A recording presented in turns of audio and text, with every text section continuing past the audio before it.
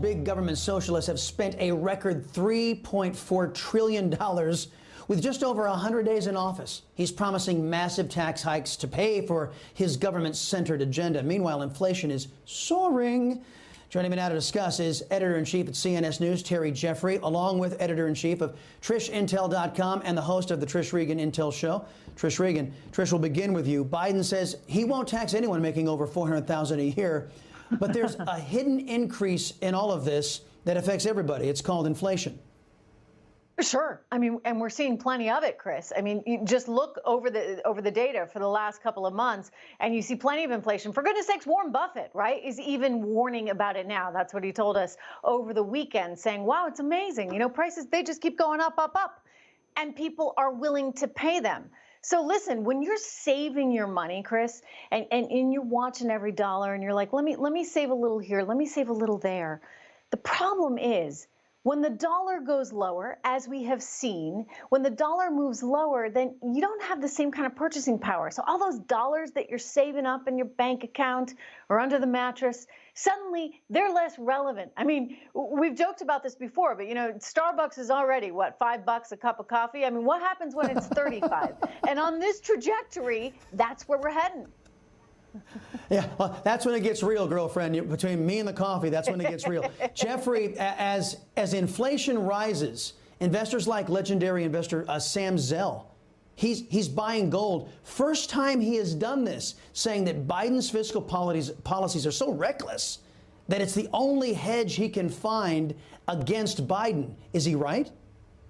Well, clearly it's a hedge, but it also shows how vulnerable regular Americans are, who have been prudent Americans who have been investing their money in their homes, paying off mortgage, saving money for their retirement. And if we see incredible inflation, which we may well see, if we see this massive spending that Joe Biden wants to add on top of our already record spending, basically there is going to be a tax on those people because the value of their savings is going to be depreciated, which is an outrage. It is. And Trish, here's another outrage for you. A report from the Federalist shows, according to tax records, Biden exploited tax loopholes in 2018. It saved him $500,000 in taxes. Now, by his own standards, he's not paying his fair share, right? I'm so glad you're doing this story, Chris, because this really ticks me off. I mean, look, it's legal what he did. However, he's designating a lot of money for the IRS to go after quote unquote high earners, probably conservative high earners, I'm just guessing, that he believes might be using loopholes in the tax code to dodge taxes. And I'm like, whoa, maybe you ought to start with yourself, buddy. You and Jill, right? What did you do? They did this 2 years that we've seen records of. And again, perfectly legal. He was using Obama's tax loopholes. But those loopholes saved him 3.8% on what's called a payroll tax. So he designated all the income that he was getting from his speeches and his big books. All that income, $13.8 million, went classified as a different kind of corporation, which enabled him to save this 3.8%. It was actually pretty sophisticated, very creative accounting. So you got to give him credit for that. But I'm like, wait a second, if you care that much about, you know, everybody paying their quote unquote fair share, then why weren't you willing to pay the lousy $500,000? Yeah, you say creative. A lot of people call it aggressive. I've heard that adjective to describe it as well. You know, Jeffrey, under Biden's plan, our corporate tax rate would be one of the highest in the world. What would any politician want, or why would they want to put American companies at an automatic disadvantage competing worldwide? Well, it's stupid, but it's just demagoguery for Joe Biden. He's trying to pretend that he's looking out for the little guy because he's going to tax big business. But really, the way people ought to understand it is, if, let's say you're going to a grocery store to buy a pound of chicken, and they have a federal government agent at the door who stops you and says, all right, what are you doing here? And you say, I'm going to buy a pound of chicken. He says, okay, you have to give us $1 in taxes for that chicken. Okay, you pay the $1 and you go, why did I have to pay that tax? What Biden wants to do is he's going to tax the butcher the $1 instead. So the butcher will then increase the price of your chicken by $1. You're still paying the tax, but it's hidden. Then he's going to the people, you know what? I'm taxing these rich butchers. I'm not going to tax you. Bottom line is he wants to increase taxes on the American people. He claims he's going to use the money that the government would get from those taxes to make sure he doesn't run a deficit with this massive increase in spending he wants. But I guarantee you he will run a deficit. And when you pointed out, yes, we've had a record $3.4 trillion spending in the first half of this year. We also had a record in tax collections, but that was only $1.7 trillion.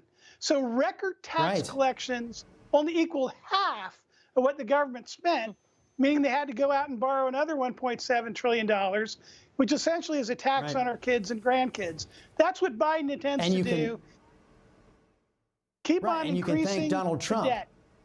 You can thank Donald Trump for the $1.7 trillion record revenue into the federal government because of his tax cuts, because as we all know, tax cuts increase the pie rather than just the sharing of scarcity that Joe Biden and his party prefer. Guys, give me about 45, 60 seconds to each one of these questions. Trish, we'll go with you. Cryptocurrency has been called the digital version of gold.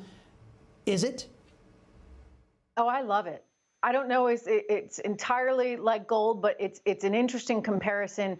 I like cryptos a lot. I like gold a lot as well.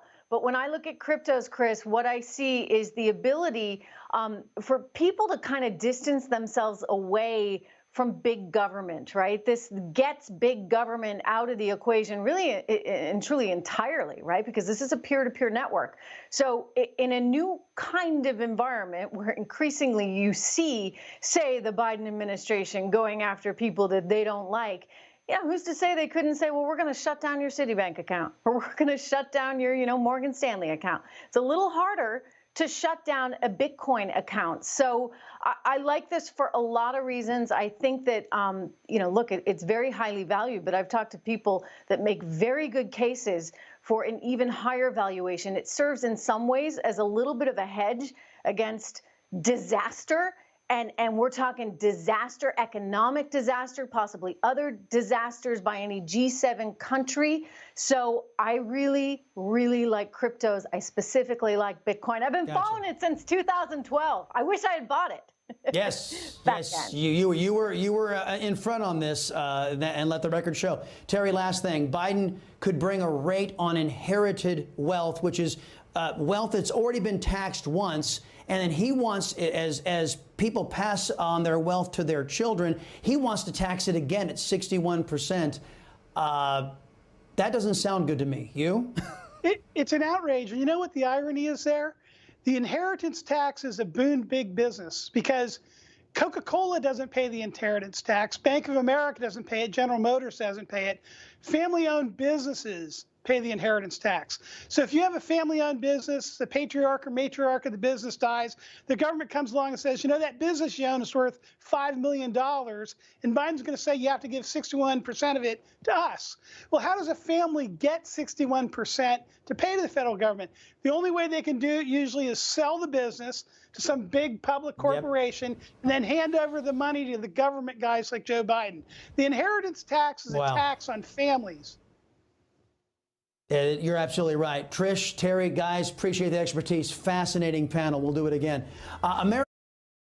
Hey, I'm Rob Finnerty. Thanks for watching. If you enjoyed this video, please join the conversation in the comments below. Don't forget to subscribe, too. Hit the bell icon to be alerted to breaking news. And remember, there's a whole lot more on Newsmax TV, America's fastest growing cable news network. Newsmax TV, where real news for real people.